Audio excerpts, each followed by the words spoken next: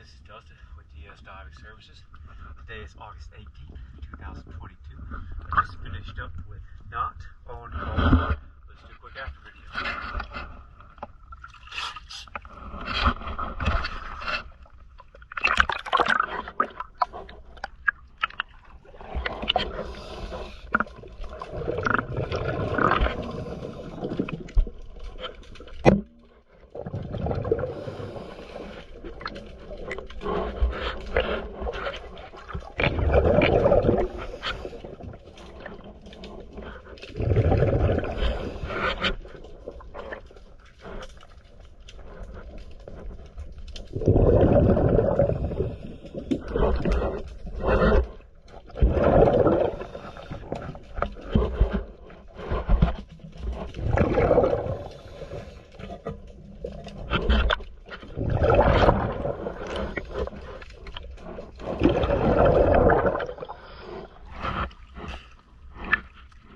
Thank you for choosing DS Diving Services.